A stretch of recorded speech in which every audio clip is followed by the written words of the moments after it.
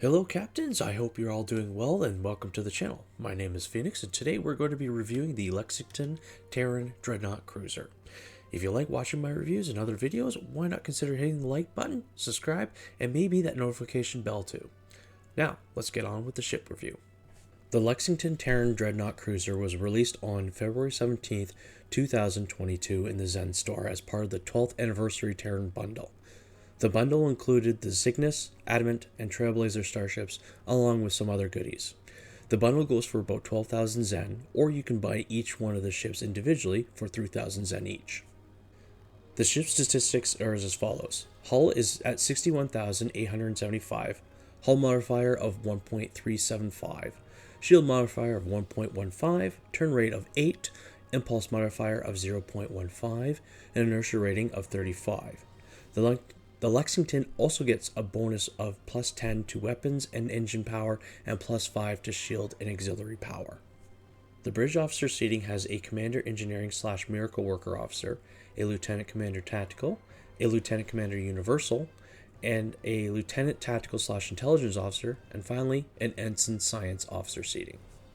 The Lexington has 4 forward and aft facing weaponry and can equip dual cannons. It is also equipped with the Agni Phaser Spinal Lance, Innovation Effects, and 2 of the 4 cruiser commands, Weapon System Efficiency and Attract Fire. The ship also comes with a single hangar bay, which launches a total of 6 rare Mirror Universe shuttles. You can get the elite versions through the Fleet Starbase Requisition Store.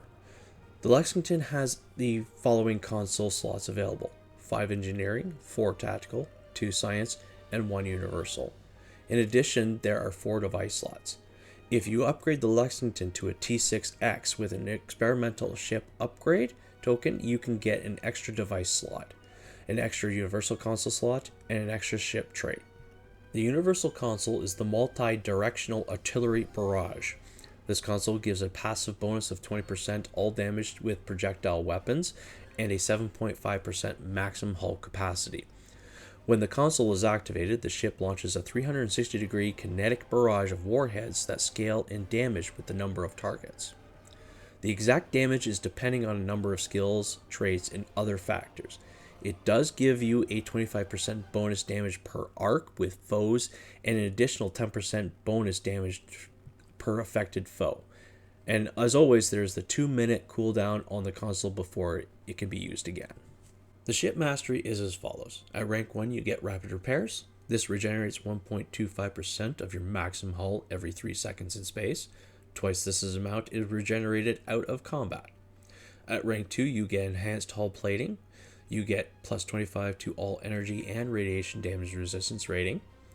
At rank 3, you get devastating weaponry that gives you 2.5% critical chance.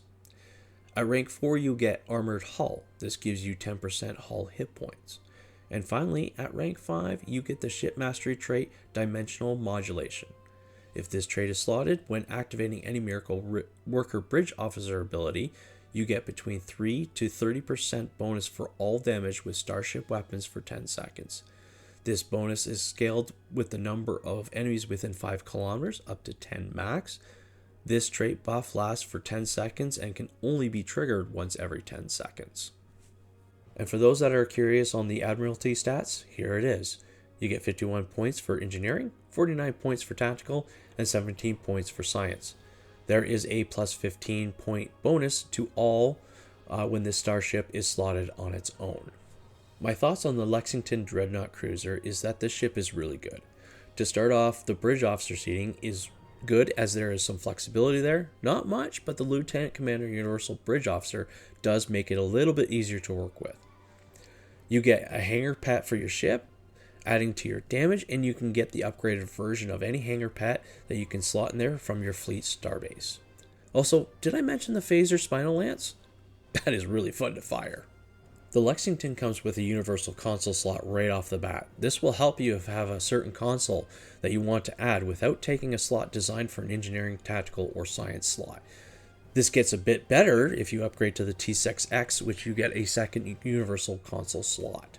Despite that the Lexington is the 9th iteration of the Odyssey type starship, you can get some pretty cool kit bashing designs if you own all previous versions. Two nice visuals about the Lexington is the mission pod attached to the hull. I would have loved to see this if it could be applied to the other versions like the Endeavour, Sojourn, and Verity classes, or even different pods like the Nebula and Miranda classes have, but hoping that it may be further down the line. The other nice visual is the phaser spinal lance on the bottom of the chevron for all chevron types. The only drawback is that you have to have the Lexington hull for it to be there. I highly doubt that the lance will be available without the Lexington hull.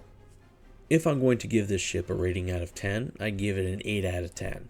Honestly, I think this ship is probably the best compared to all the other variants of the Odyssey class.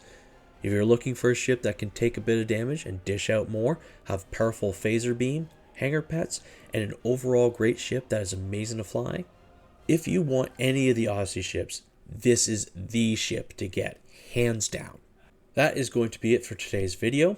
I'd like to hear your thoughts on the Lexington if you have a moment to share your thoughts.